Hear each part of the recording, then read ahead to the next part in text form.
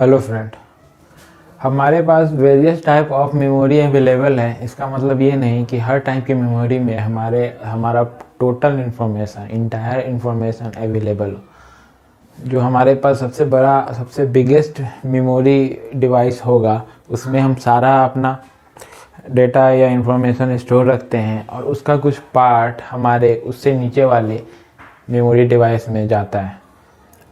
मतलब जैसे ये अगर हमारा सीपीयू है और ये हमारा कैश है, ये हमारा मेन मेमोरी है और ये हमारा हार्ड डिस्क है, सेकेंडरी मेमोरी। तो हमको पता है कि हमारा जो इंटायर इन्फॉर्मेशन है, जो भी हमारा लैपटॉप कंप्यूटर में डाटा है, वो हमारा हार्ड डिस्क में सेव होता है। इसमें का कुछ पार्ट हम इसमें डाल सकते हैं।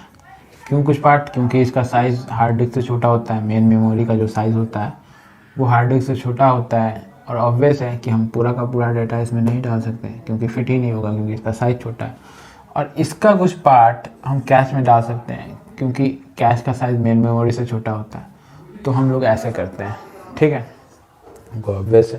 और सीपीयू अगर कोई एलिमेंट या कोई डाटा उसको चाहिए, जैसे जनरली डाटा वर्ड और बाइट में चाहिए होता है, तो कोई वर्ड या कोई बाइट चाहिए तो वो कैश में ढूंढेगा। और अगर उसको कैश में नहीं मिला तो वो मेन मेमोरी में जाएगा और मेन मेमोरी से वो बाइट, वर्ड या जो भी हमारा डेटा है उसको फेच करके हमारा कैश मेमोरी में ला के रख देगा। और इसमें टोटल टाइम, जो भी एक्सेस टाइम होगा, उसको हम लोग कैलकुलेट करते हैं। क्या कैलकुलेट करते हैं? इसमें जो भी लगा हुआ एक्सेस टाइम है उसको हम लोगों को कैलकुलेट करना होता है यहाँ, ठीक है। तो एक बात ये कि अगर कैश सीपीयू अगर ढूंढता है किसी डेटा को कैश में और कैश में उसको अगर नहीं मिले तो उसको हम लोग मिस कहते हैं, मिस। और मिल गया तो हम लोग कहते हैं हिट, ठीक है। जैसे हमारा सीपीयू को कोई वर्ड चाहिए, ये हमारा कैश है, ठीक है, ये हमारा कैश है, इसमें ये ढूंढ रहा है कोई एलिमेंट। अगर ये इसको प्रेजेंट है, इसमें वो प्रेजेंट है, वो उसको मिल गया तो उसको हम लोग कैश हिट कहते हैं। क्या कहते हैं? Cache hit. और अगर नहीं, अगर वो एलिमेंट अब्सेंट है तो हम लोग कहते हैं कैश मिस, ठीक है। यहाँ दो चीज़ें समझ में आई होंगी आपको, मिला तो कैश हिट, नहीं मिला तो कैश मिस। दो चीज़ें और होती हैं इसी के ऊपर बेस, एक होता है हिट रेट और एक होता है मिस रेट। तो हिट रेट क्या होता है? हिट रेट एक्चुअली में क्या होता है कि हम लोगों को कोई एलिमेंट चाहिए, कोई वर्ड या कोई बाइट चाहिए, उस बाइट को सीपीयू कैश में 100 टाइम उसका डिमांड करता है, 100 टाइम उसको मांगता है, आस्क करता है। तो 100 टाइम उसने मांगा, तो 100 टाइम में उसको x टाइम मिला और 100 माइनस x टाइम नहीं मिला।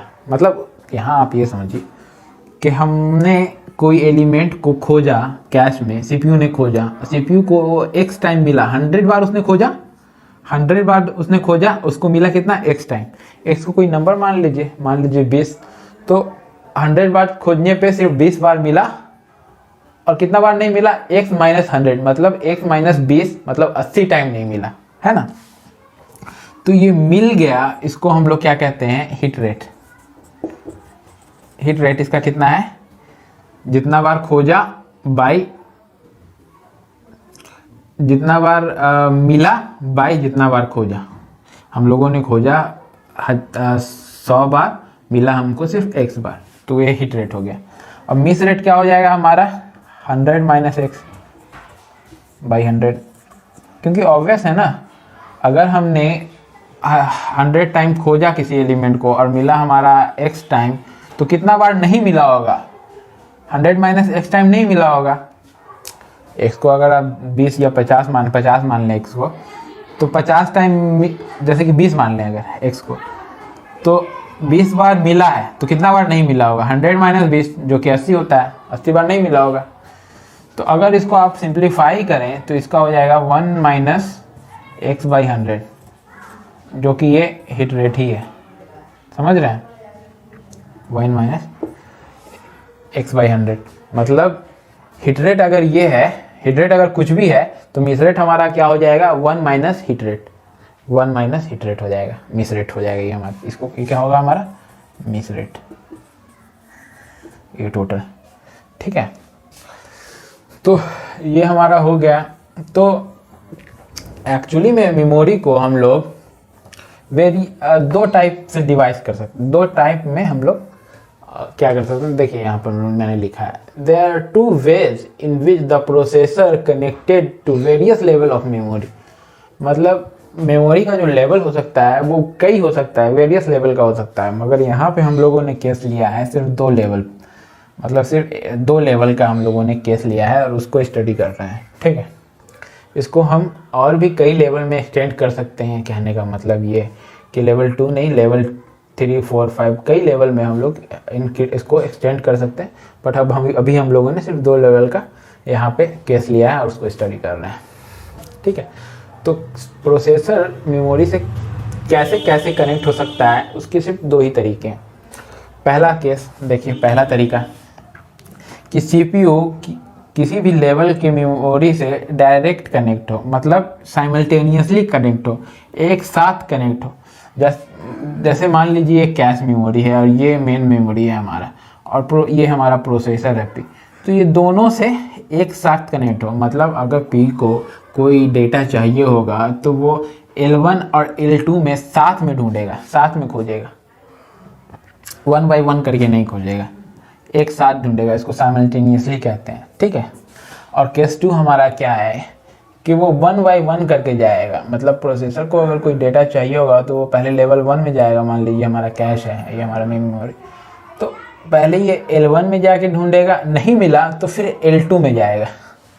ठीक है, ये दो तरह से हम लोग कनेक्ट करते हैं प्रोसेसर को, और ये 2 तरह से क्वेश्चन आते हैं गेट में। अगर आपको क्वेश्चन में गिवन नहीं होगा कि वो किस टाइप का आर्किटेक्चर है हमारा, तो आप लोगों को केस 2 के साथ जाना है, क्योंकि जनरली हम लोग ऐसे कनेक्ट करते हैं हमारे मेमोरी डिवाइस को सीपीयू से।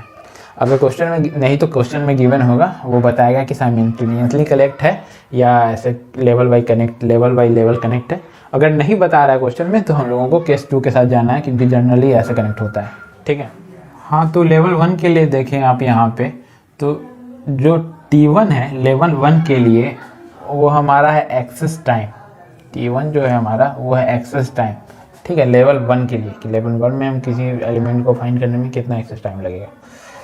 S1 है वो हमारे लेवल 1 का साइज़ है, लेवल 1 की जो मेमोरी है उसका साइज़ है। C1 है वो कॉस्ट है हमारे लेवल 1 का पर bite cost per bite in level 1। ठीक है, पूरे इंटायर मेमोरी का कॉस्ट नहीं है, cost per bite in level 1।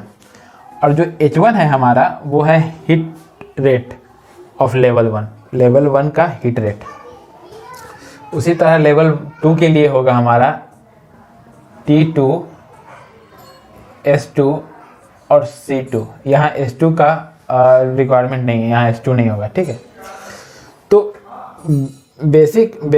इनके ऊपर हम लोग इनके रिस्पेक्ट में हम लोग एवरेज टाइम निकालते हैं कि एवरेज टाइम हमारा क्या होगा।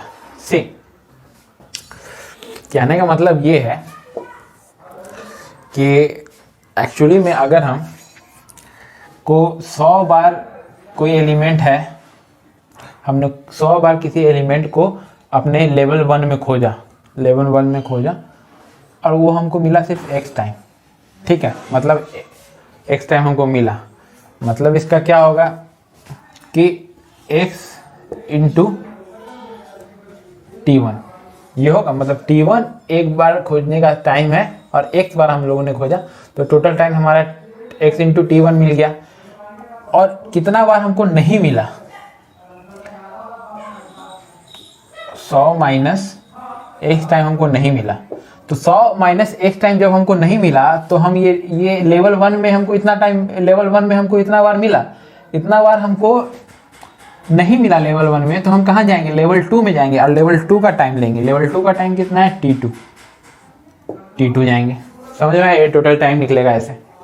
अब हमको एवरेज निकालना है, तो हम 100 बार ढूंढ रहे हैं, तो 100 से इसको डिवाइड कर देंगे। तो जब आप इसको कैलकुलेट कीजिएगा तो बात वही आ जाएगा हमारा, ये वाला बात आ जाएगा। क्या आ जाएगा, H1 T1 plus 1 minus H1 और T2, ये हमारा आ जाएगा। ठीक है, अगर कॉस्ट की बात करें इसमें, तो कॉस्ट एक्चुअली में क्या होगा कि जो भी हमारा लेवल 1 का साइज है, जो कि वाइट में एक्चुअली में गिवन है, मान लीजिए वाइट में ये गिवन है, तो जो हमारा S1 का जो साइज है और जो कॉस्ट है पर बाइट, मान लीजिए रुपीज़ में कॉस्ट है, रुपया में कॉस्ट है, तो हमारा जो टोटल साइज है और पर बाइट का कॉस्ट है, ये जो साइज है हमारा बाइट में ही है और कॉस्ट पर बाइट हमारा C1 है, तो हमको टोटल कॉस्ट निकालना होगा अगर लेवल 1 का, तो हमारा S1 इंटू C1 हो जाएगा। ये टोटल कॉस्ट निकल गया आपका L1 का। ठीक है, इसी तरह L2 का कॉस्ट निकालना होगा तो S2 इंटू C2, और अगर एवरेज निकालना होगा तो टोटल साइज से आप डिवाइड कर दीजिए। वही हमने यहाँ किया है। देखिए, ये हमारे लेवल 1 का कॉस्ट चाहिए, ये हमारे लेवल 2 का क्या है टोटल कॉस्ट, और उसको हम लोगों ने साइज से डिवाइड कर दिया है, तो ये हमारा एवरेज कॉस्ट आ गया। एवरेज कॉस्ट दोनों केस में सेम होगा। ठीक है, बट किस तरह से हम आर्किटेक्चर को अपने कनेक्ट कर रहे हैं, साइमल्टेनियसली कनेक्ट कर रहे हैं या लेवल बाय लेवल कनेक्ट कर रहे हैं, इससे हमारा एवरेज टाइम डिफरेंट होगा। उससे हमारा एवरेज टाइम डिफरेंट होगा, वो हमारे एवरेज टाइम डिपेंड करेगा उस पर कि हम कैसे कनेक्ट करते हैं। मगर बोथ केस में हमारा एवरेज कॉस्ट जो होगा वो सेम ही होगा। ठीक है, तो एवरेज कॉस्ट इस केस में भी सेम है। अब केस 2 के एवरेज टाइम की बात कर लें, तो जैसे हम लोगों को पता है कि यहाँ हम लोग साइमल्टेनियसली क्या कर रहे हैं, डेटा को ढूंढ रहे हैं। अब दोनों लेवल में एक साथ प्रोसेसर ढूंढ रहा है, बट इसमें क्या हो रहा है कि पहले L1 में ढूंढेगा, L1 में नहीं मिला तो L2 में जाएगा। मतलब ये कि इसमें L1 इसमें क्या T2 तो टाइम लेगा ही, बल्कि इसमें T1 का भी टाइम ऐड हो जाएगा, जबकि यहाँ T1 का टाइम ऐड नहीं हो रहा था, क्योंकि इसमें हम लोग एक साथ ही ढूंढ रहे थे। मगर हम यहाँ T1 को ढूंढने के बाद, मतलब L1 जो है वो क्या लेगा, T1 टाइम लेगा ना, तो T1 टाइम लेने के बाद हम T2 टाइम ले रहे हैं, जो कि लेवल 2 में T2 टाइम लेगा, तो T2 टाइम ले रहे हैं। तो इसका मतलब ये होगा, बस ये दोनों में डिफरेंस आएगा कि जब ये वाला आर्किटेक्चर होगा ना हमारा, तो इसमें T2 के साथ T1 भी टाइम इंक्लूड होगा। मतलब L1 का भी जो भी एक्सेस टाइम है वो इसमें इंक्लूड होगा। मतलब इसका ये फॉर्मूला बनेगा कि H1 into T1 plus 1 minus H1 into T1 plus T1 इसमें एक्स्ट्रा इंक्लूड होगा। तो ये इसका ये फॉर्मूला बनेगा, ये आर्किटेक्चर का। क्यों बनेगा आप लोगों को पता है, क्योंकि हम 1 बाई 1 सर्च कर रहे हैं। पहले इसका जब तक कंप्लीट नहीं हो जाएगा हम अंदर नहीं जाएंगे। तो इसमें जाने के लिए हमको ये टाइम तो पूरा लग ही गया ना। हमको कोई डेटा चाहिए, कोई एलिमेंट, हम पहले जाकर इसमें ढूंढेंगे। मान लीजिए हमारा कैश है, इसमें ढूंढेंगे। कैश में हमको नहीं मिला, मगर ढूंढने में टाइम तो मेरा पूरा लग गया ना। तो हम फिर उसके बाद इसमें जाएंगे, तो इसका टाइम मेरा लगा हुआ है, तो इसका टाइम तो इंक्लूड करना पड़ेगा ना हमको T1। बट इसमें क्या हो रहा था कि हमको कैश में, मान लीजिए हमारा कैश है अगर, तो हमको कैश और हम मेन मेमोरी में एक साथ ढूंढ रहे थे। तो अगर हमको कैश में नहीं मिला तो कैश का टाइम हमको नहीं लेना है, हमको बस इसका टाइम लेना है, जो इस पर टाइम हमको ढूंढने में लगा। ये साइमल्टेनियसली है, ये हमको 1 बाई 1 है, तो इसमें 1 बाई 1 में हमको T1 लेना पड़ेगा। Thank you.